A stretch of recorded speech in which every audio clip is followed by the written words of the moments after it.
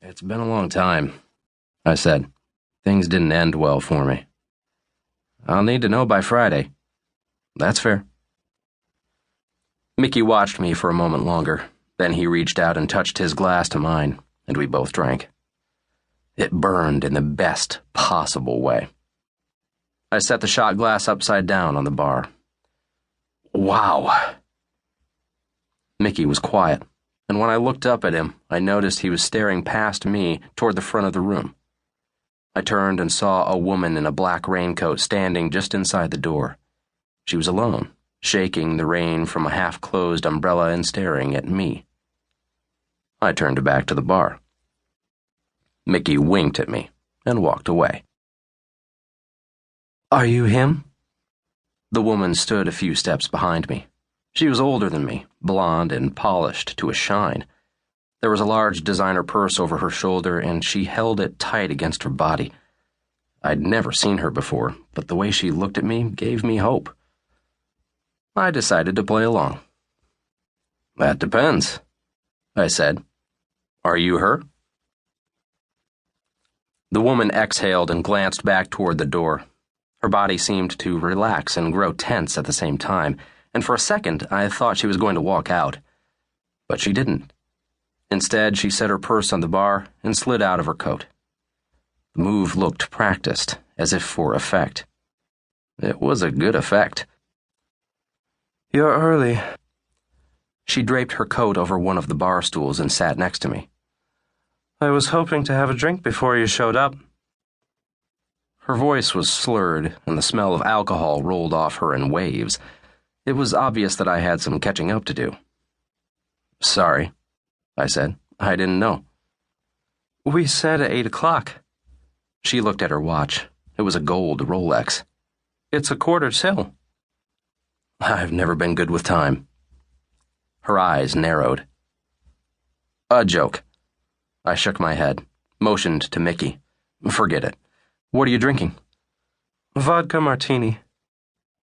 I repeated the order to Mickey. He nodded and took a martini glass from the back shelf, set it on the bar, and then reached for the vodka. When he finished the drink, he speared an olive with a plastic sword, dropped it in the glass, and set it in front of her. "How about you?" Mickey said.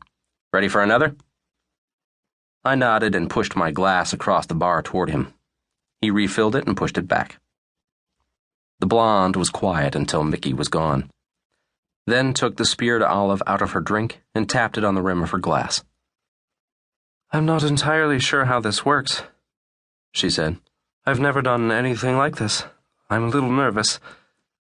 "It's easy," I said. "All you have to do is lift your glass and drink." The blonde stared at me. "Another joke?" Apparently not. This time I thought I saw the hint of a smile. "You're cute," the woman said.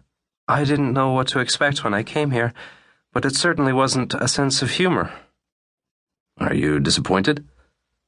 "Intrigued more than anything." She lifted the speared olive to her mouth, pulled it away with her teeth, chewed. "I don't meet men like you every day." "Men like me?" The woman nodded, then took a paper napkin from the stack on the bar and touched it to the corner of her mouth. "I'm a little out of my element." "Don't worry," I said. "I'll be gentle." She laughed, soft but genuine. "I may be out of my element, but I'm far from delicate." "Then I take it back." "Are you saying you won't be gentle?" I felt a low buzz at the base of my spine, and I smiled at her. She smiled back. Part of me knew the game had gone on long enough and that I'd taken it too far. Eventually she was going to realize her mistake and leave, embarrassed. I knew that drawing it out was a shitty thing to do, but it had been a long time since I'd shared a drink with a beautiful woman, and I didn't want it to end just yet. "Tell me," I said. "What were you expecting?" "Does that matter?" "I'm curious."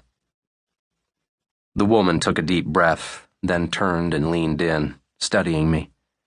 Up close her eyes were dark, and the skin around them was puffed red, as if she'd been crying. I stared back.